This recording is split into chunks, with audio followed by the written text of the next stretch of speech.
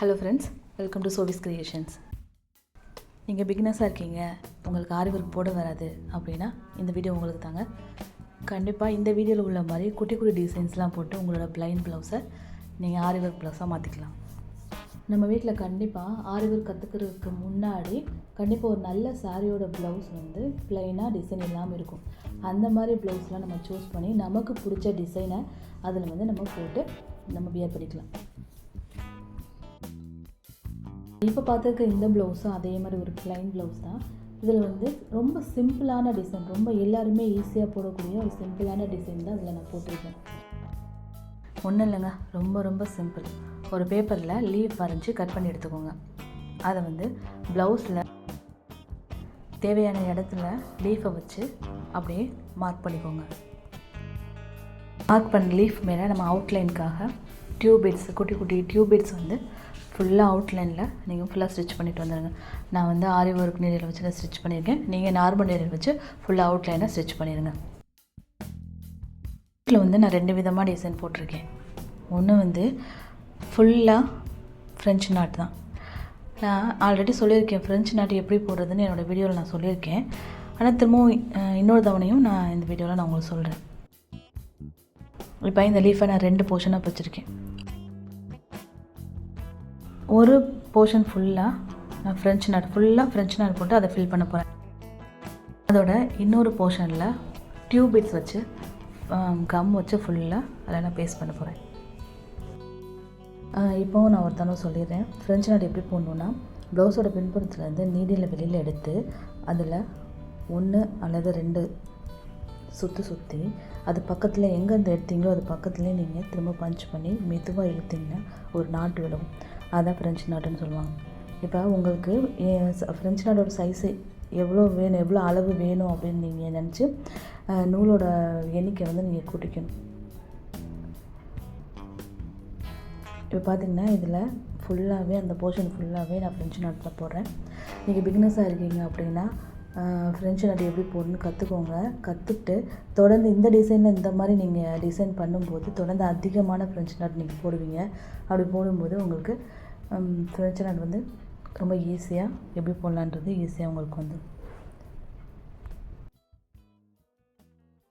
நீங்கள் பிகினர்ஸாக இருக்கீங்க அப்படின்னா இந்த மாதிரி சின்ன சின்ன டிசைன்ஸ்லாம் நீங்கள் போட்டு பழகுங்க. இப்போ ஃப்ரெஞ்ச் நாட் இதில் நான் போடும்போது அதிகமான ஃப்ரெஞ்ச் நாட் போட்டிருக்கேன். அப்போ வந்து எனக்கு என்ன செய்யும், அடுத்த ப்ளவுஸில் நான் போடும்போது எனக்கு கொஞ்சம் வேகம் அதிகமாக கிடைக்கும். நான் ப்ளவுஸை சீக்கிரம் முடிச்சிடுவேன். அது மாதிரி நம்ம ஆரம்பத்திலே பழகும்போது இந்த மாதிரி குட்டி குட்டி டிசைன்ஸ்லாம் அதிக அளவு நம்ம போடுறதுக்கு பழகிட்டோம்னா அடுத்தடுத்த ப்ளவுஸ் வந்து நம்ம வந்து ஈஸியாக ஃபினிஷ் பண்ணுறதுக்கு நம்ம கொஞ்சம் உதவியாக இருக்கும். இப்போ பார்த்தீங்கன்னா சாரியில் என்ன கலர் இருக்கோ அதை பேஸ் பண்ணி நான் ஒவ்வொரு லீஃப்குள்ளேயும் வேறு வேறு கலரில் ஃப்ரெஞ்ச் நாட் வந்து நான் போட்டிருக்கேன். அந்த லீஃப்குள்ளே நான் டிஃப்ரெண்ட் கலரை யூஸ் பண்ணும்போது கடைசியில் ஃபினிஷிங்கில் ரொம்ப சிம்பிளாக பார்க்கவே ரொம்ப அழகான ஒரு டிசைன் வந்து எனக்கு கிடச்சிருக்கு. நம்ம ப்ளவுஸில் நமக்கு தெரிஞ்ச குட்டி குட்டி டிசைன்ஸ்லாம் நம்ம அதில் போட்டு நார்மல் ப்ளவுஸை ஆரி ஒர்க் ப்ளவுஸாக மாற்றிக்கலாம்.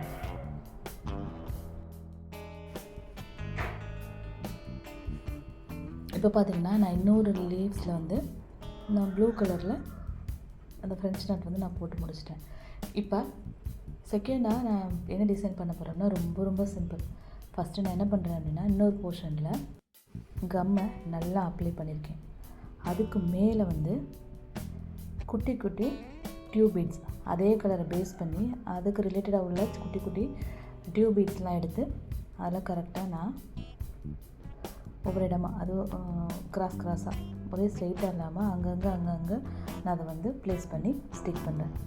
ஆனால் இப்படி ஸ்டிக் பண்ணும்போது காஞ்சதுக்கு அப்புறமும் அந்த டியூப்ஸ் வந்து கொஞ்சம் வெளியில் எடுத்துகிட்டு வந்துச்சு. அப்போ நான் இன்னொரு லீஃபில் என்ன பண்ணேன் அப்படின்னா நான் நூல் வச்சு ஃபுல்லாகவே ஸ்டிச் பண்ணிட்டேன். அது வந்து எந்த ஒரு இதுவும் இல்லாமல் ரொம்ப கரெக்டாக ஸ்டிக்காக இருந்துச்சு. பார்க்கவும் ரொம்ப சூப்பராக இருந்துச்சு. நீங்கள் உங்களால் முடிஞ்சால் ஸ்டிக் பண்ணுங்கள். அப்படி இல்லை அப்படின்னா பெஸ்ட்டு வந்து அதை தச்சு எடுக்கிறது தான். இப்போ எல்லா லீவ்ஸ்லையும் இந்த மாதிரி டியூப்ஸ் வச்சு தச்சு எடுத்துருங்க.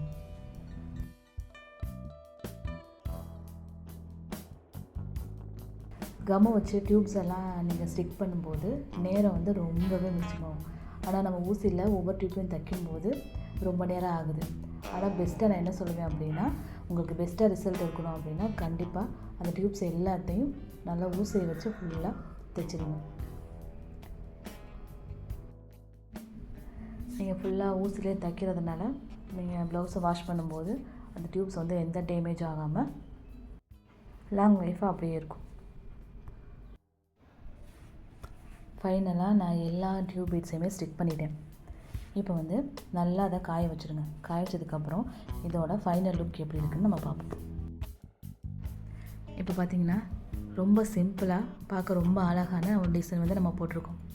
பிகினர்ஸாக இருக்க நீங்கள் கண்டிப்பாக ஒரு குட்டி குட்டி டிசைன்ஸ்லாம் உங்களோட ப்ளைன் ப்ளவுஸில் நீங்கள் உங்களுக்கு தெரிஞ்ச குட்டி குட்டி டிசைன்ஸ்லாம் போட்டு உங்களோட நார்மல் ப்ளவுஸை ஆரி ஒர்க் ப்ளவுஸாக மாற்றி நீங்கள் வியர் பண்ணிக்கலாம். இந்த டிசைன் கண்டிப்பாக உங்களுக்கு பிடிக்கும்னு நம்புகிறேன். இந்த டிசைன் பிடிச்சிருந்தா இந்த வீடியோவை லைக் பண்ணுங்கள், ஷேர் பண்ணுங்கள், மறக்காமல் என்னோடய சேனலை சப்ஸ்கிரைப் பண்ணுங்கள். தேங்க்யூ ஃபார் வாட்சிங்.